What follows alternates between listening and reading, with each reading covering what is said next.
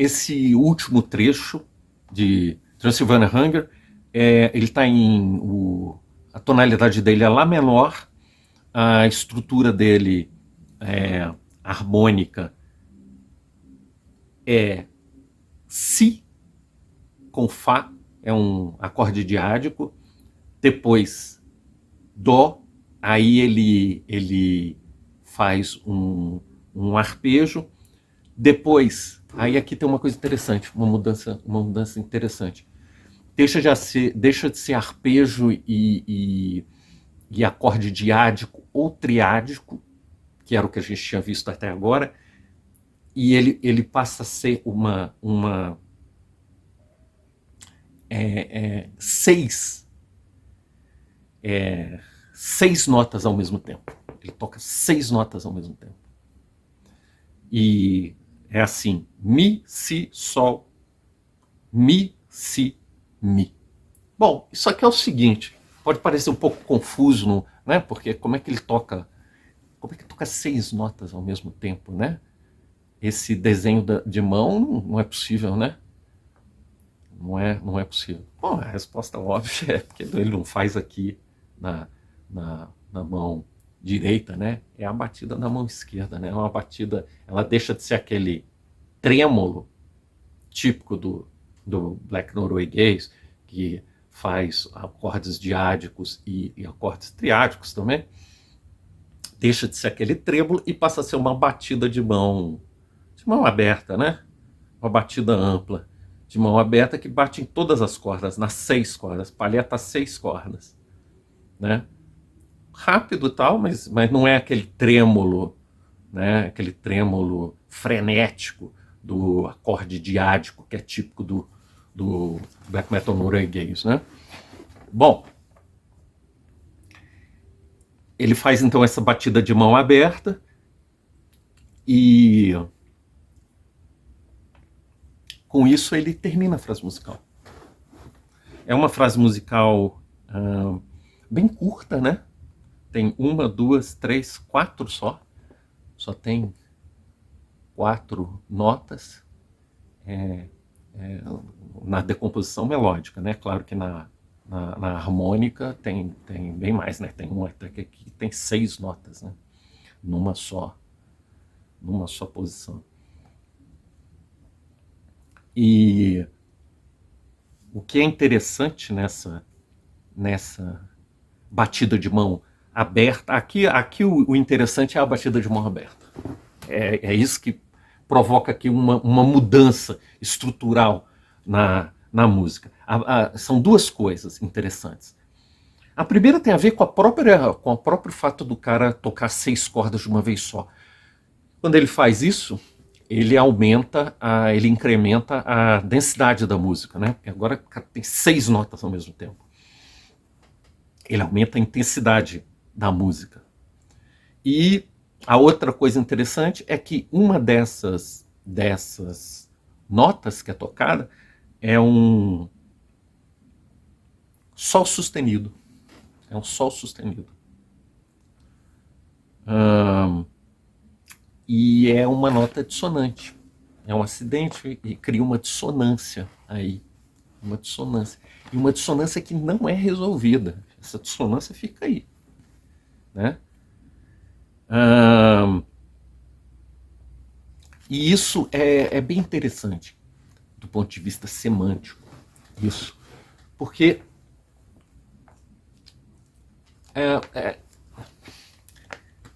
veja bem, essa aqui é a última frase da música. É a última frase da música. O último tipo de frase. Depois dela, retoma, né? Porque o black norueguês ele é muito repetitivo, né? É uma característica do black norueguês. As frases costumam ser repetidas várias vezes. Então, quando eu estou aqui tratando das frases, eu estou tratando só da estrutura delas. Eu não estou dizendo quantas vezes ela se repete. Porque tanto no Algaia quanto aqui, são 3, né? Eu coloquei 3 principais, né, para analisar, mas elas se repetem isso ao longo da música, né? Mas o interessante aqui é o seguinte, é que essa terceira frase, ela em tese,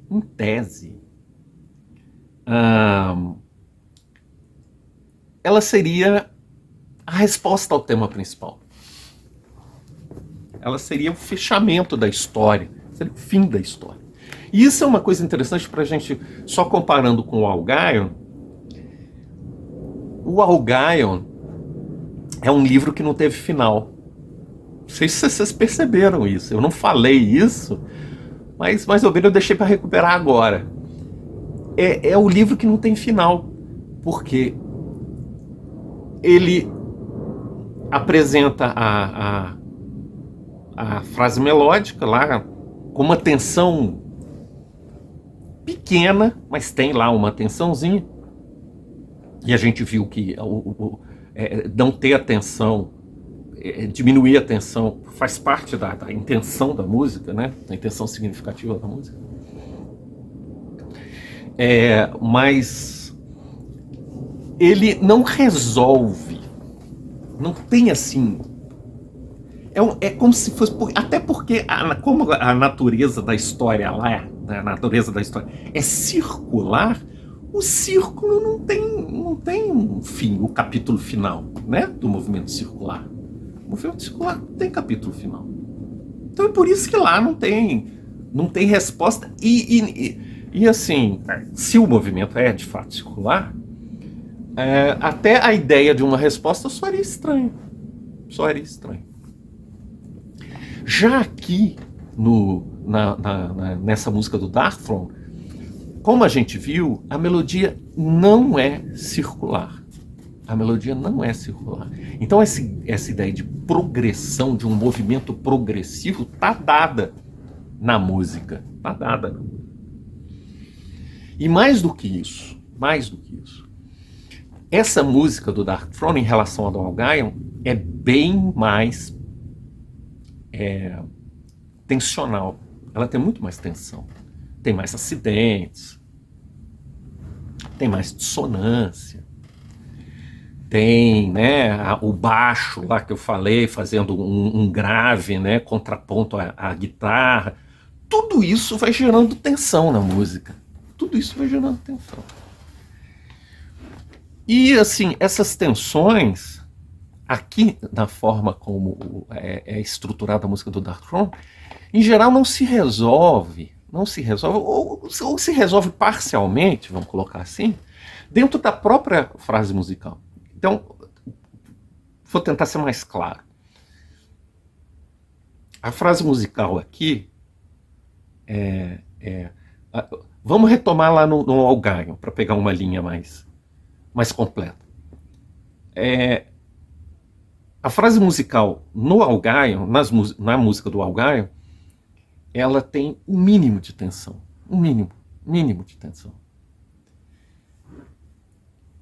E esse mínimo de tensão é resolvido na própria linha, na própria frase melódica. Vamos dizer assim, não fica um restolho de tensão para ser resolvido pela frase seguinte, entende? É como se ela criasse a tensão na frase musical e na própria frase musical se resolvesse, né? Fica redondinho. Por isso que a música do Algaion é redondinha. Tem a ver com a melodia circular também. Como você resolve todas as tensões dentro da própria linha, da própria frase musical, não fica assim uma tensão remanescente para ser resolvida pelas outras frases musicais, né?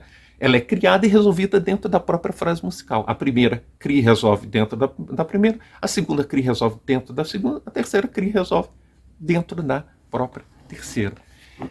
Então, assim, não tem muita necessidade, por esse tipo de estruturação, de ter uma frase musical que seja a conclusão de tudo isso, onde todas essas tensionalidades serão finalmente resolvidas, dando o epílogo da história. É isso. Acho que agora ficou claro. Já nessa música do Darkthrone, como essas tensões e dissonâncias não são completamente absorvidas dentro da própria frase em que elas são criadas, no fim fica uma certa tensão remanescente daquela acumulada, né? Pela falta de resolução completa dessas tensões dentro das próprias frases musicais. Então, assim, o que faz com essa tensão remanescente, né? Que deixa uma música, vamos dizer assim, quando você olha ela holisticamente, toda a música, deixa ela assim com umas arestas, sabe? Ela não é uma música redonda. A primeira coisa que você pode fazer é não resolve, deixa aí. A música é assim mesmo, é para terminar com essa tensão não resolvida. É como se fosse uma história em que o autor lá, sacanagem dele, enfim, lá pelas intenções dele, não deu uma resposta, entende? Ficou um fim aberto, é o que a gente chama, né, em literatura de um final aberto, ou em cinema também, né, ou história, contando histórias em geral. Finais abertos, que deixa a coisa meio assim, e aí você que tem que trabalhar esse final, o próprio ouvinte, espectador, seja lá o que for o negócio, né? Ao contrário de um final fechado, que aí já vem tudo mastigadinho para você, né? A tensão está totalmente resolvida pelo próprio autor, né? Então, você pode optar, você deixa uma música com uma tensão final aberta, e fica essa tensão aí, e o compositor aí, o escritor, joga a bomba no colo do ouvinte, do leitor, né? Você que dá um fim aí nessa história, não dá, problema teu, eu acabei a minha história aqui. Na música também você pode terminar assim, larga a tensão para quem quiser ficar com a tensão. Bom, o Darkthrone poderia ter feito isso. Poderia ter dado um fechamento, né? Fazer o final fechado, resolvendo todas as tensões remanescentes das linhas melódicas, das linhas musicais, das frases musicais. Poderia ter dado um fechamento, poderia ter deixado aberto, seriam as duas possibilidades. Mas, cara, é aqui que, na minha opinião, claro, isso aqui tem muito de subjetividade, eu quero assinalar isso. Eu não estou fazendo aqui uma análise puramente estrutural, agora eu já estou indo para a interpretação, tá? Então isso aqui tem muito subjetivo, pode ser muito discutido isso. E não é uma questão exatamente tá certo ou errado, são interpretações, tá? Eu espero que a minha seja uma interpretação bem embasada empiricamente em elementos formais da música.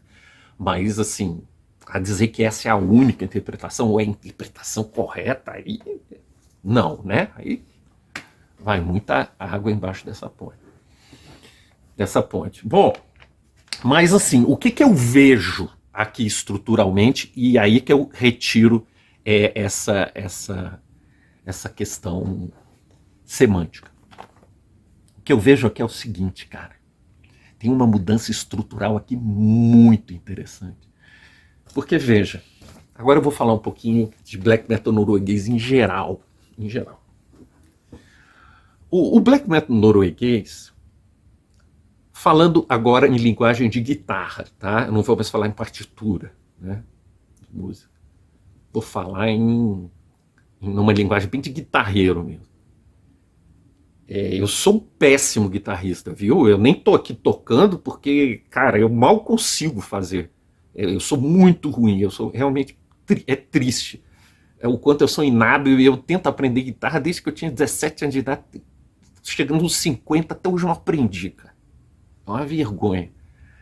Vou até tentar ir um pouco de novo, vou ver se eu retomo as aulas, para ver se o mínimo, pelo menos, eu consigo fazer. Bem, deixando as minhas incompetências de lado, o negócio é o seguinte, mas falando a linguagem do guitarreiro. O black norueguês, ele tem duas picking, né? Duas palhetadas básicas, o black metal norueguês. Ele tem aquela palhetada em trêmulo, né? Aquela palhetada fanaticamente rápida em trêmulo, que, cara, assim, vai aí, sei lá quantos, sei lá, 80%, 70% das músicas do black norueguês clássico, pelo menos, né? Das bandas rápidas, né? Não estou falando, o Burzum era diferente, mas das bandas mais tradicionais, assim, né? Da Throne, Mayhem, e as outras aí, a Emperor, Dot Heimsgard, e vai por aí afora. Elas são fanaticamente em trêmulo, né? Quase que o tempo todo, quase que o tempo todo. Trêmulo, trêmulo, trêmulo, trêmulo. Mão esquerda, né? Palhetada. E a outra técnica que se usa muito também é essa palhetada larga, né? Larga, que fica aquele som assim, né? Som meio largadão, né? Dá essa sensação, né? Uma coisa meio... Opa, desculpa, chutei o tripé aqui, me desculpa. Coisa que é um pouco tosca mesmo. Bom, então, essa coisa mais largada que dá uma sensação meio assim de um certo relaxamento na música, né? E não à toa, isso é interessante, isso é quase como uma anedota, né? Mas assim, isso provoca uma reação física. É interessante porque o black norueguês, ele normalmente ele não é uma música de headbanging, né? De bater cabeça. Não é, não é, não é. Aquela coisa frenética, rapidíssima do black norueguês, ela não gera muito essa reação de banguear.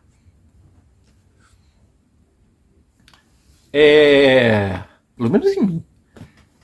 Mas eu vejo que nos shows eu percebo muito isso.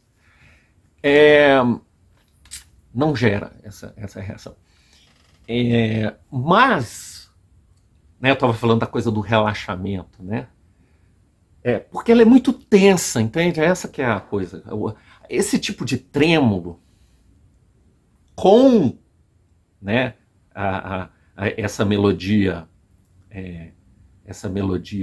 mais estática, mais curta, né, com frases musicais curtas, ela é tão frenética que você não consegue mais responder isso com o corpo. Ela deixa de ser quase que assim uma coisa super rápida e avança para uma outra coisa mais contemplativa.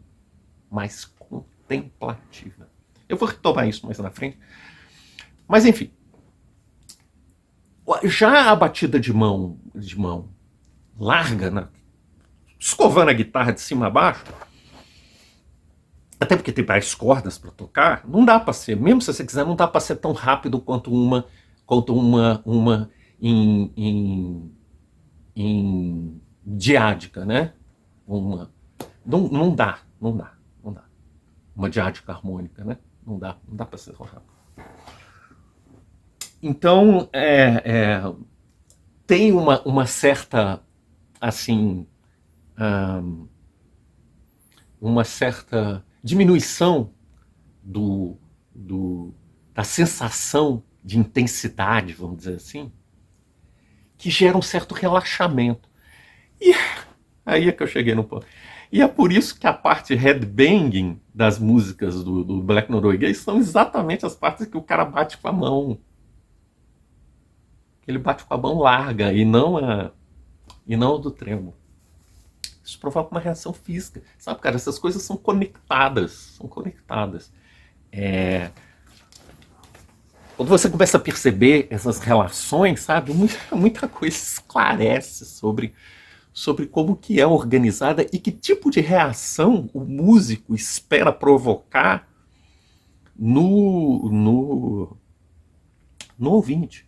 Porque assim, cara, a música, como qualquer forma de comunicação, não só de arte, mas de comunicação, ela tem ela busca provocar uma reação em quem está ouvindo. Para usar um termo da filosofia da linguagem, ela tem uma natureza performativa. ela busca provocar uma reação em você, sabe? Elas não são só palavras, não são só palavras. São palavras que buscam provocar uma reação em você. A comunicação é assim. Bom, mas então voltando aqui, é, né, essas duas formas de palhetada, né? Então aqui antes ele estava no trêmulo lá, frenético, né? No trêmulo. Estou fazendo aqui e não está aparecendo na câmera, né? Mas faz lá o trêmulo e aí desse momento ele dá uma mudada e bate em todas as cordas, né? Isso é interessante, porque quando ele faz isso, ele aumenta a densidade da música.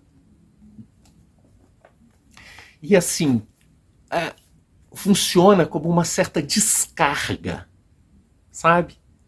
Funciona como uma descarga. Essa batida de mão aberta no ataque, né, na guitarra, no black metal norueguês, tudo isso que eu estou falando se aplica ao black metal norueguês. Eu não estou falando assim de pega por aí e isso que eu disse aplica em qualquer canto. Não é isso. Tá? Isso em outros estilos de metal pode ter outro significado. Mas no black metal norueguês, e aqui na música do Darkthrone tem um certo sentido, tem esse sentido, essa batida de mão aberta, ela significa como se fosse uma certa descarga daquela tensão imensa a que você está sendo submetido pela palhetada em trêmulo, em acordes diádicos ou triádicos. Aquilo gera, é um acúmulo de tensão, de ansiedade, de um nervosismo, é um acúmulo. E aí vem essa batida de mão aberta, assim, e ela descarrega, entende? É como se fosse um descarregador. E você descarrega. E é muito interessante. Aí que eu tô falando do headbang, porque o headbang é um tipo de descarrego. Tá parecendo linguagem de macumbeiro isso, né? Não, é um tipo de descarregamento, né? É o momento em que o headbanging, aqui no black metal, tá? Em outros, do thrash é diferente. Mas aqui é um momento em que você descarrega, você alivia aquela tensão. Você alivia a tensão na música e no ouvinte. As coisas estão conectadas. E é interessante porque o Darkthrone é a banda que faz isso. A banda. É interessante, nesse disco, no Transylvania Hunger, não tanto. Porque o Transylvania Hunger é um disco praticamente só de blast beats, né? Assim, porque quando você faz a batida de mão esquerda, em geral, é acompanhado também por uma diminuição de velocidade. Mas, embora aqui, nessa música do Darkthrone, não aconteça isso. Isso aí se mantém o tempo todo no blast beat. Aqui não acontece isso. Mas, assim, o Darkthrone, de uma maneira geral, nos outros discos anteriores, que é cheio de parte à la Celtic Frost, né? Cheio daquelas partes. Cara, aquelas partes é descarrego. Em grande parte delas, não em todas, né? Tem que analisar música por música, né? Essas coisas de você fazer também uma fórmula geral e sair aplicando, isso dá errado. Mas assim, em muitos momentos, elas significam um descarrego do trêmulo. E daquela, né? Contemplação, é engraçado, né? Porque é uma contemplação nervosa, cara. Não é uma contemplação pacífica aqui nessa música do Darkthrone. É uma contemplação nervosa. Você, ao mesmo tempo, são sentimentos conflitantes. Você, ao mesmo tempo que você contempla, você também se angustia. Você fica ansioso com a música. São as duas coisas. E, bom, aqui tem, então, eu diria, bom, seria um momento do descarrego. Mas aí é que está o interessante, porque continua em blast beats, o andamento continua super acelerado. E o que significa, então, uma batida mais aberta, assim, mas no blast beats? Porque se fosse um descarrego, assim, um descarregamento, né, tensional, do ouvinte mesmo, ou do músico, a gente esperaria que tivesse uma redução na velocidade da música, sabe? No andamento. E isso não acontece. Eu não vou falar de andamento aqui, eu disse que eu não vou falar de andamento, que também é muitíssimo interessante no black metal norueguês. Eu poderia fazer um outro vídeo sobre isso, mas de momento eu não vou fazer. Eu vou falar só sobre essa parte harmônica e melódica. Mas aqui não tem essa redução de velocidade. E aí é que é interessante. Então ela não funciona como funciona em outros momentos, como por exemplo dos dois primeiros discos do Dark Throne, em que mais ou menos ela funciona assim, principalmente no Panzerfaust, ou no Under Funeral também, como um descarrego, um certo descarrego, assim, né? Tem outros significados, eu não vou entrar nisso, porque não é o objeto desse vídeo, mas é isso, é como um descarrego. E aqui não por conta da que não diminui a velocidade. Então, que porra de descarregamento é esse? Onde que tem esse descarregamento que você está falando? Pois é, cara. Descarregamento não não é no músico, no ouvinte, vamos colocar assim. Não é um descarregamento. Como é que a gente poderia colocar?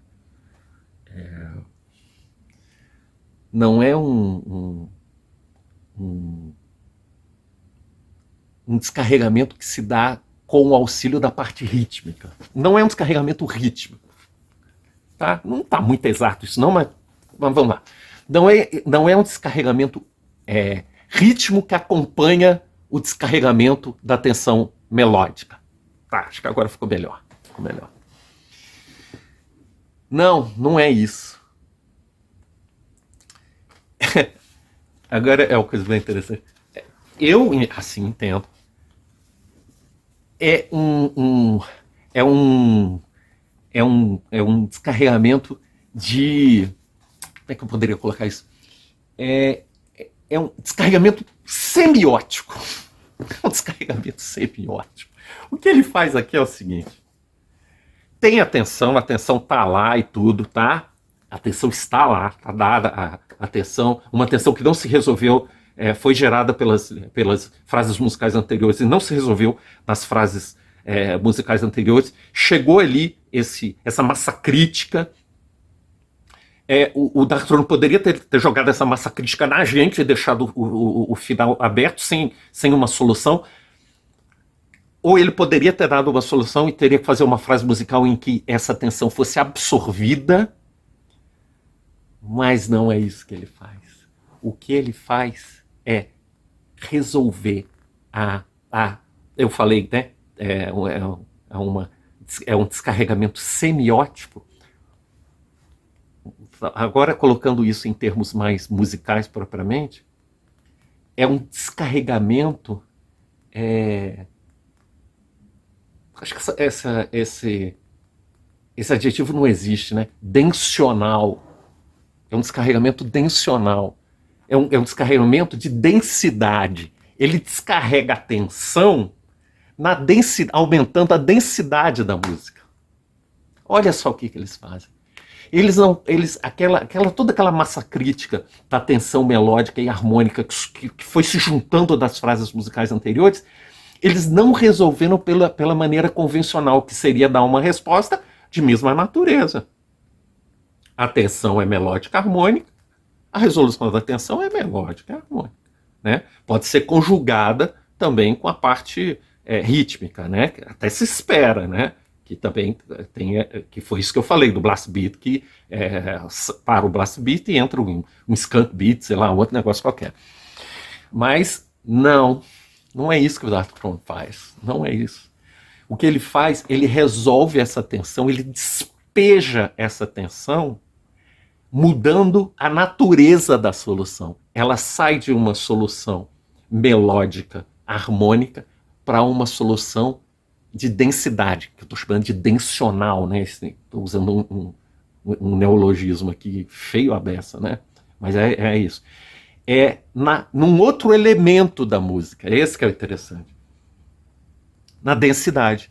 Ele aumenta a densidade e é como se ele jogasse a tensão melódica lá dentro e transformasse tudo isso num caos densional que engolisse toda a melodia, a harmonia, cria ali uma espécie de um buraco negro que consome toda essa tensão e, na verdade, destrói tudo, cara.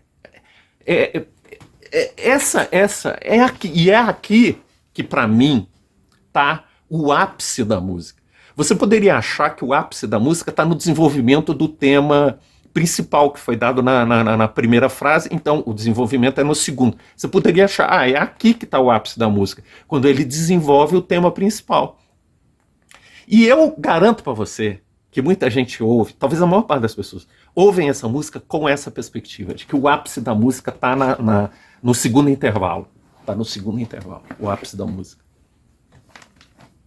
Porque também aquela melodia, a melodia principal, que depois é modalizada no segundo intervalo, ela é uma melodia muito marcante. É muito marcante. Né? É uma das melodias mais marcantes do black metal, da história do black metal norueguês, é essa melodia de Transylvania Hunger. Né? Ela é cat a beça, é cat. Ela te pega, né? Esse negócio é daquelas que você não esquece mais, essa melodia. Então, poderia achar, pô, é aí que tá, né? O ponto culminante da música, né? Nessa segunda, quando ele desenvolve a primeira apresentação dela. Mas eu discordo dessa interpretação. Para mim, o ponto culminante da música está na terceira frase musical, que é onde tem esse apocalipse densional, vamos colocar assim. Esse apocalipse densional, em que de uma maneira muito heterodoxa, o Dark Throne dá uma resposta. Não é bem uma resposta, porque a resposta teria que ser da mesma natureza. Tensão melódica resolve no registro melódico. Não, ele faz uma interpolação, né, um hibridismo, e resolve aquela tensão melódica e harmônica que veio se acumulando das frases anteriores. Ele resolve nesse apocalipse densional provocado pelo aumento da densidade, né, dessa frase musical. E aquele negócio consome. Quer dizer, o que eu quero dizer é o seguinte, não sai uma resposta disso. Isso que é interessante. Porque uma solução que é feita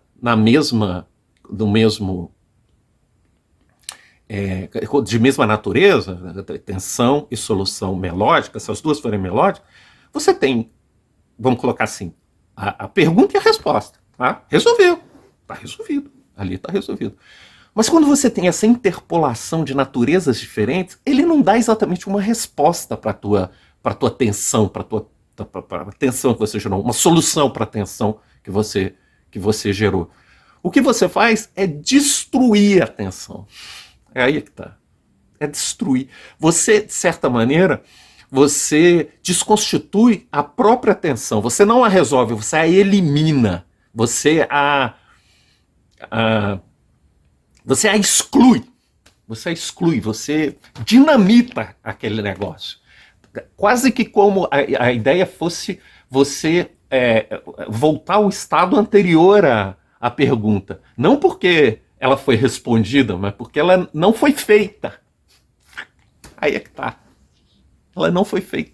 É como destruir, é como tornar a pergunta uma não pergunta. É como tornar a tensão uma não tensão, né? E não uma tensão que foi resolvida. Então essa aqui, para mim, essa aqui é a parte genial dessa música, Transylvania Hunger. Porque a melodia, apesar de ser muito bonita, ela é muito bonita, não tem nada assim de genial na melodia. Ela é uma melodia muito bem sacada e tudo, mas assim, consonante, né? As notas próximas ali e tudo. Então, assim, não tem muito... quer dizer, as notas próximas. notas próximas é do campo melódico, né? Próximas do campo melódico. Não no registro. Não tem, assim, muita invenção, é isso que eu quero dizer. Tá? É um riff bem sacado, mas é um arroz e feijão, com um tempero legal e tudo, mas assim, não tem nenhuma sacação, assim, né? Não é um prato diferente, uma coisa super inusitada e tudo. O ponto inusitado está aqui, sintaticamente falando, né? Formalmente falando da música, está aqui, nessa terceira frase. É aqui que está, com essa questão da batida, com a... Enfim, já me repeti várias vezes, né? Não tem mais necessidade. Com esse tipo de buraco negro, né? Eu estou chamando um buraco negro de densidade que, de certa forma, consome todos os outros elementos da música, elementos de outra natureza, né? Planetas, asteroides, sóis, né? E consome tudo, entra, não interessa se são de naturezas diferentes, né? Melodia, tudo entra ali naquele caos nacional que acaba, de certa maneira, implodindo a música, né? Ele tem um efeito assim, de implodir as tensões criadas anteriormente na música. Bom, eu acho que eu falei bastante já, né, sobre isso, até me perdi um pouco aqui. Eu até escrevi aqui, né? Eu tenho umas anotações, como é muito detalhe, para não me perder, e eu botei, né? A tensão melódica, ou harmônica, né? Aqui é mais harmônica, né? É dissolvida na densidade musical. Dissolvida e não resolvida. É aqui que, para mim, está a genialidade, né? Quando o cara dá soluções ou pensa coisas fora da caixinha, né? Fora das regras, né? Aí é que você vê a criatividade realmente, a genialidade em ação, né? E assim, eu acho que foi uma solução muito legal, muito inventiva, e para mim funciona. Eu acho que, sabe, funciona dentro da proposta da música. Bom, agora terminando essa análise, falei bastante até na parte semiótica e da parte formal dessa terceira frase, termina a música do Dark Throne, termina a música, né? Aí tem umas repetições ainda. Ele retoma o primeiro tema, aí depois eu acho que tem o segundo, e aí o primeiro de novo. Essas repetições hipnóticas, que também tem um efeito hipnótico do black metal norueguês, eles são muito repetitivos, né? Mas, enfim, isso aí eu não vou entrar nessas outras partes. E com isso eu concluo. Agora, eu vou falar agora, de uma forma mais geral, sobre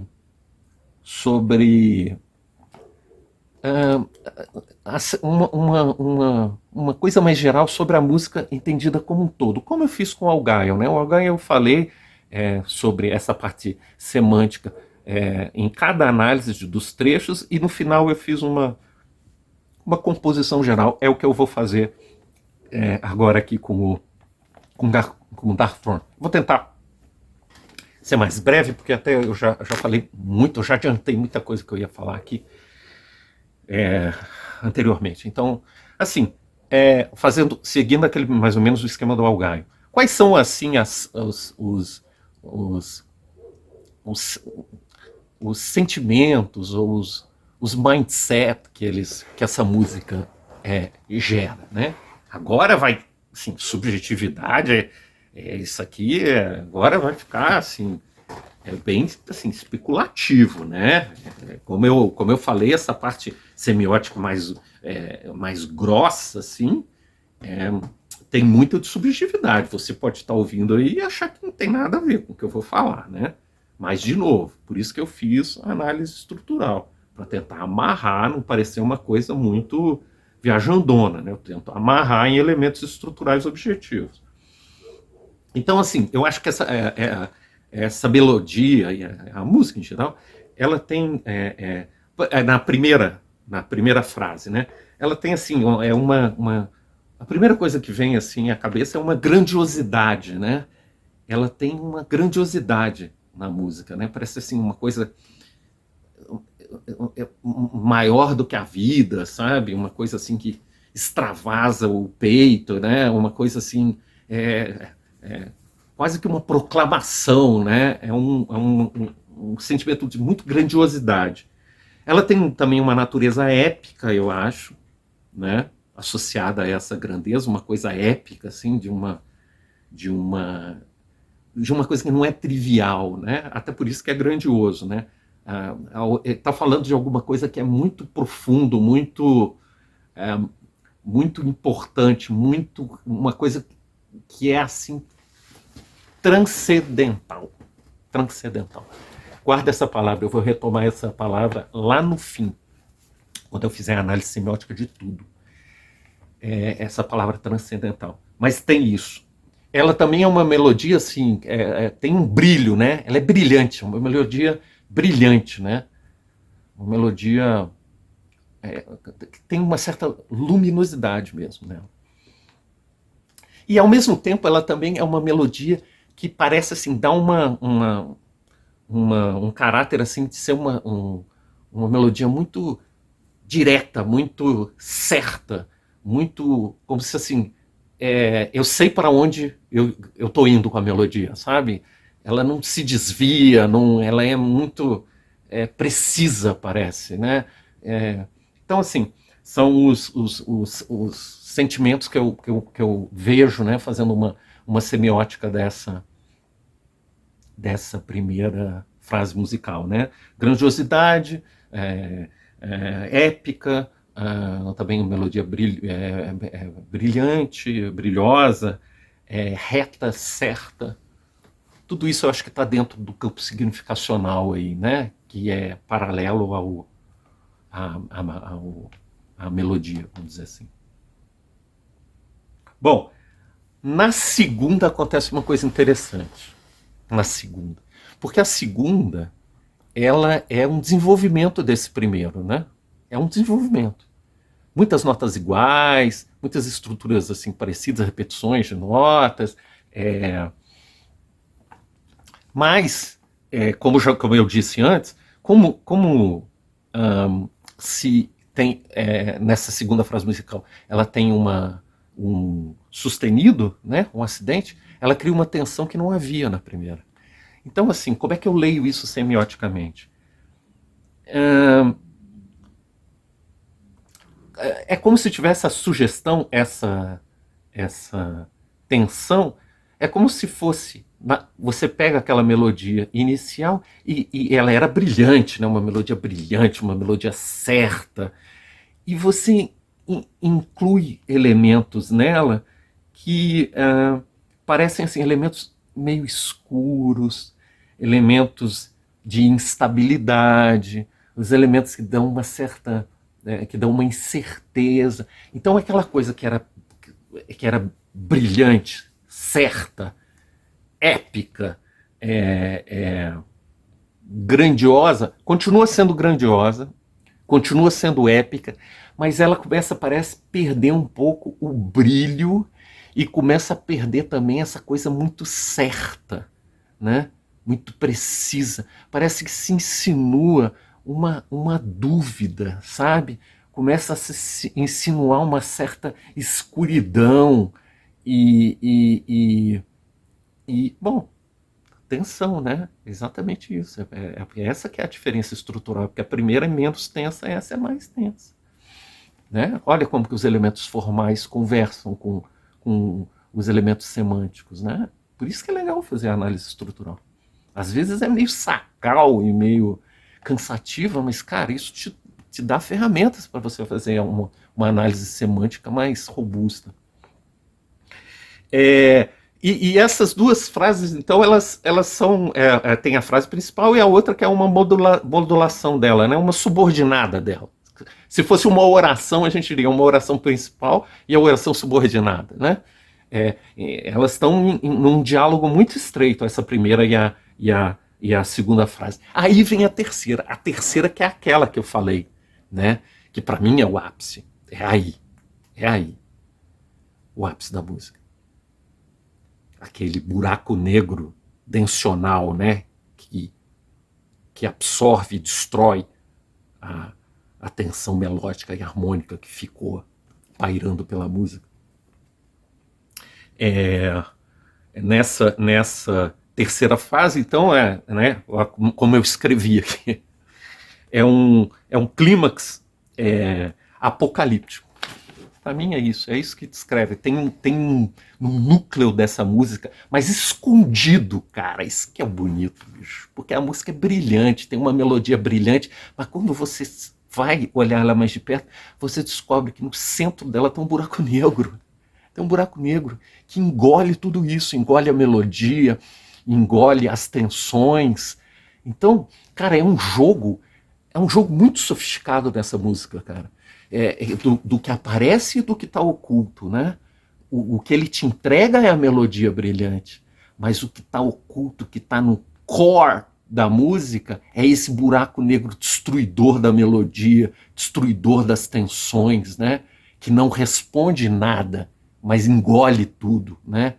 E transforma o que era uma pergunta numa ausência de pergunta, o que era um problema, não numa resposta, mas na ausência do problema. Porra, cara, isso é do caralho, né? Isso é do caralho, bicho. Essa música é sensacional, cara. E eu sempre, desde a primeira vez que eu vi, eu fiquei impressionada, não com a melodia ganchuda do primeiro e da segunda frase. O que eu ficava impressionado era sempre com essa terceira frase. E eu demorei anos, pensando sobre isso, cara. Pensando sobre isso. Anos. Meditando sobre essa porra dessa terceira frase. Que raio de negócio tá acontecendo? E aquilo, cara, me atraía. Eu sentia que tinha alguma coisa ali. Mas não sabia dizer o que era, cara.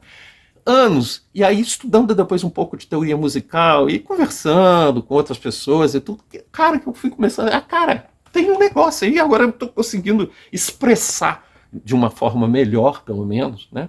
Porque antigamente eu só conseguia ficar maravilhado, eu não conseguia falar sobre isso.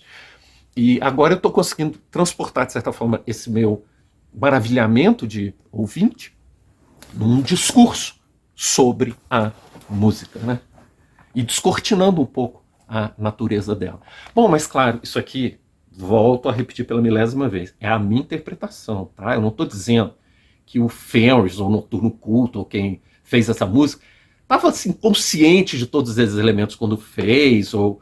Não se trata disso. Eu não estou psicologizando. Não me interessa fazer psicologia de música, tá? Interpretação psicológica de música. Não é isso. Eu faço interpretação estrutural. Eu acho que, seja se eles estivessem conscientes disso ou não, há elementos ali estruturais que me permitem fazer essa leitura. E eu acho que é uma leitura bem embasada empiricamente. Eu estou mostrando aqui as evidências, né, dessa minha interpretação. Mas volto a frisar, se você achar outra coisa, escreve aí nos comentários e vamos conversar. Se você viu coisa na música que eu não vi, ou acha que coisa que eu atribuí à música está errado do ponto de vista formal, por favor, vamos conversar. Bom,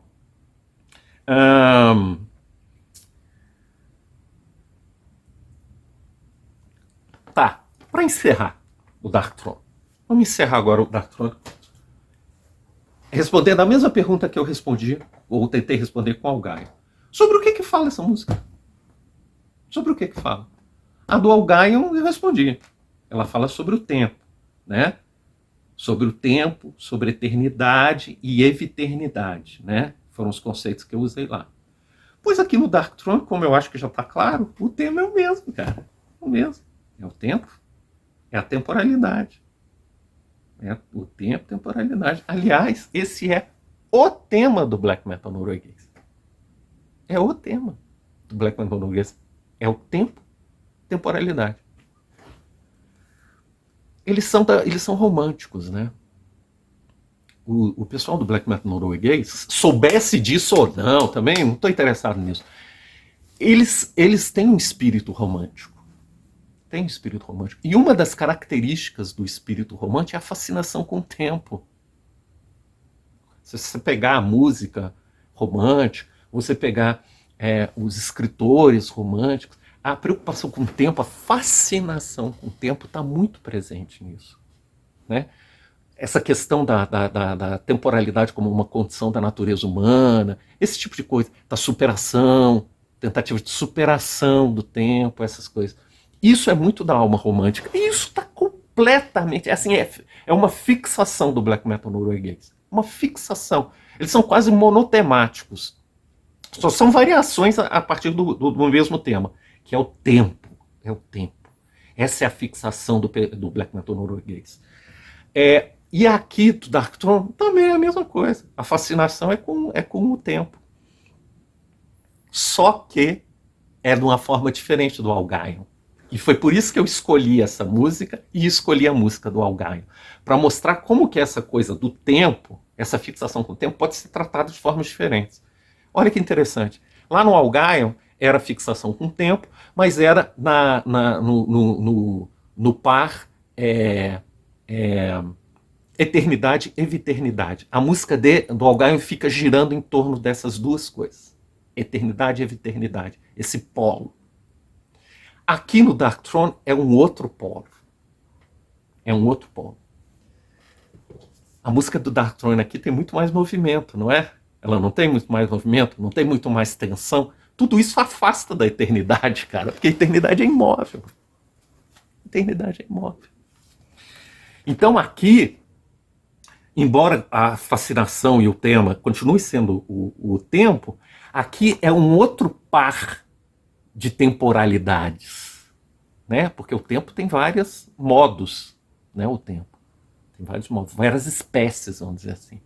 Aqui não é mais como você colocou mais movimento e mais tensão, você baixou, a coisa ficou mais terrena, ficou mais próximo do mundo material aqui, nossa, mais da experiência mundana, você baixou um pouquinho.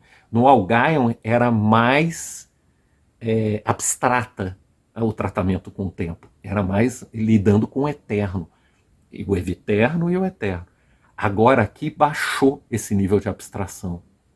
Você está lidando com o eviterno, né? Que recuperando a ideia do eviterno, né? O eviterno é como se fosse uma falsa eternidade. Por que é uma falsa eternidade? Porque ele é o eviterno.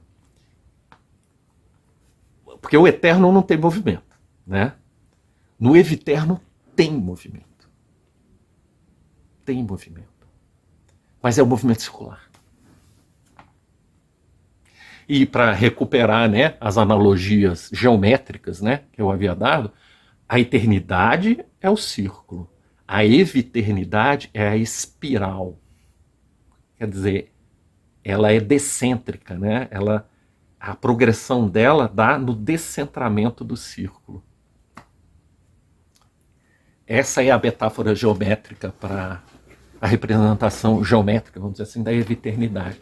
E aqui ele também trabalha, ele não trabalha mais, aqui no Darkthrone não existe mais essa dimensão eterna, porque nenhuma frase musical é equivalente àquelas do Algaion, estruturalmente, aí é que está o ponto. Então, ele não trabalha mais com a eternidade aqui. O que ele trabalha aqui é com o eviterno e com uma dimensão abaixo do eviterno, que é o perpétuo. O perpétuo. Tá, qual é a diferença então? Já fiz a diferença do eterno para o eviterno. Agora, qual é a diferença do eviterno para o perpétuo? Vou usar de novo a metáfora geométrica, que eu acho que é uma boa metáfora. O eviterno é espiral, né? O perpétuo já não tem mais o caráter circular. Não. Ele é reto. Ele progride. Essa que é o perpétuo para usar essas categorias temporais clássicas, né? Presente, passado, futuro, o perpétuo ele continua tendo as três dimensões, o passado, o presente e o futuro. só que ele não tem fim. O futuro não tem fim. Isso é que é o perpétuo. Então, o perpétuo é